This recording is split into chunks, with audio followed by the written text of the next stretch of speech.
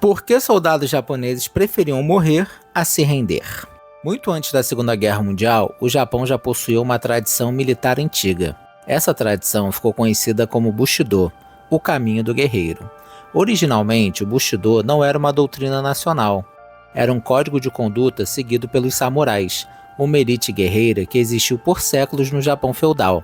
Esse código valorizava princípios como lealdade absoluta, disciplina, autocontrole, coragem e, acima de tudo, honra.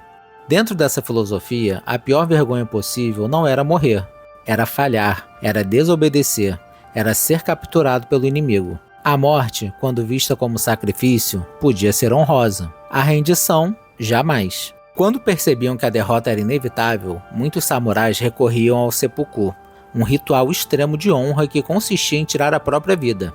Nesse ato, o samurai cravava uma lâmina em seu próprio abdômen e a arrastava lentamente, provocando uma morte dolorosa. O objetivo não era apenas morrer, mas demonstrar coragem absoluta, autocontrole e lealdade aos seus princípios.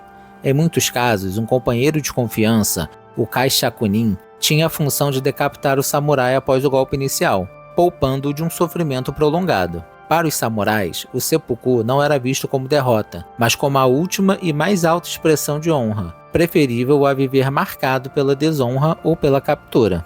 No final do século XIX, o Japão passou por uma transformação radical. O país deixou de ser uma sociedade feudal e iniciou um processo acelerado de modernização. Foi nesse período que o próprio governo japonês acabou oficialmente com os samurais. A classe guerreira foi dissolvida. Suas espadas foram proibidas e a sua função social havia terminado. Ao mesmo tempo, o Japão passou a sofrer forte pressão das potências ocidentais. Durante décadas, o país foi tratado como inferior, atrasado, exótico e nunca como igual. Esse choque com o Ocidente gerou algo profundo, uma crise de identidade. No início do século XX, o governo japonês percebeu que precisava de algo para unir a população, algo que fortalecesse o orgulho nacional, algo que diferenciasse o Japão do mundo ocidental. Foi então que o Bushido ressurgiu, não como uma tradição espontânea, mas como uma construção ideológica. O exército imperial japonês resgatou valores do antigo código samurai e os transformou em doutrina militar e educacional. O Bushido passou a ser ensinado nas escolas, nos quartéis e na propaganda oficial. Agora, ele não pertencia mais aos samurais, ele pertencia à nação.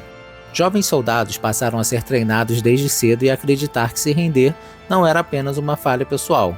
Era uma desonra para a família, uma vergonha para a comunidade e uma traição ao imperador, visto como figura sagrada. Muitos foram ensinados a temer mais a captura do que a própria morte. A obediência absoluta virou virtude, o sacrifício virou dever. Quando a guerra começou a se voltar contra o Japão, essa mentalidade já estava formada. O país perdia navios, aviões, pilotos experientes e os recursos estavam acabando. Mas havia algo que ainda podia ser usado: a ideia de honra levada ao extremo. Foi nesse terreno psicológico que surgiram os esquadrões de ataques especiais, não como atos isolados de loucura, mas como resultado direto de anos de doutrinação, orgulho ferido e desespero militar. Quando falamos em kamikaze, parece que estamos falando de pilotos isolados que decidiram se sacrificar. Mas essa não é a história completa. O nome oficial dessas unidades não era kamikaze. O termo militar usado pelo Japão era Tokotai, abreviação de Tokubetsu Kogekitai. Em português, Unidade de Ataque Especial. Ou seja, não era um ato individual, era uma estratégia oficial de guerra, criada quando o Japão já estava ficando sem aviões, sem combustível e sem munição. O termo kamikaze não surgiu na Segunda Guerra. Ele vem do século XIII, quando os mongóis de Kublai Khan tentaram invadir o Japão. Segundo a tradição, um tufão destruiu a frota invasora. Os japoneses acreditavam que os deuses haviam enviado aquele vento divino para salvar o país, ou kamikaze. Em 1944, os líderes japoneses acreditavam que precisavam de um novo kamikaze, ou um novo vento divino, dessa vez pilotado por jovens soldados. Os esquadrões de ataques especiais, ou Tokotai, eram divididos em Esquadrão Kamikaze, em português, Vento Divino, esquadrões de pilotos que usavam seu próprio avião como arma, lançando-se nos alvos. Esquadrão Oka, em português, Flor de Cerejeira. O piloto entrava dentro de um míssil modificado para ser tripulado. Esse míssil era solto perto do alvo e o piloto acionava foguetes para colidir diretamente com os alvos. Esquadrão Kaiten, em português, Retorno ao Céu ou Mudança do Destino. O piloto entrava dentro de um torpedo modificado para ser tripulado. Eles eram lançados de submarinos e o piloto controlava sua direção ao alvo, sabendo que não haveria volta. Esquadrão Shinyu, em português, Abalo do Mar ou Onda Divina. Eram lanchas rápidas carregadas de explosivos controlados por um piloto que deveria atingir navios inimigos. E por fim, o Esquadrão Fukuryu, em português, Dragões Agachados. Eram mergulhadores suicidas que ficavam no fundo do mar com minas presas a estacas, esperando o navio passar para detonar manualmente.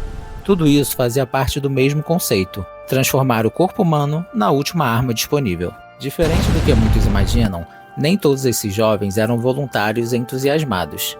No fim da guerra, estudantes universitários eram pressionados a se voluntariar. A recusa significava vergonha, para eles e para suas famílias. Alguns recebiam manuais que ensinavam como manter os olhos abertos até o impacto, para garantir o acerto no alvo.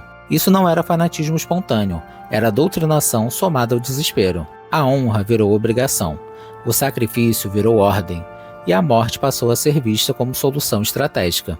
No fim, o Japão não perdeu apenas a guerra, perdeu uma geração inteira para uma ideia levada ao extremo. E se você quiser ver um caso real de alguém que levou essa mentalidade até o fim, eu deixei aqui no card o vídeo de Hiro Onoda, o soldado japonês que lutou sozinho por quase 30 anos após o fim da guerra. Se esse tipo de história te interessa, curtir o vídeo e se inscrever no canal ajuda muito a manter esse conteúdo vivo.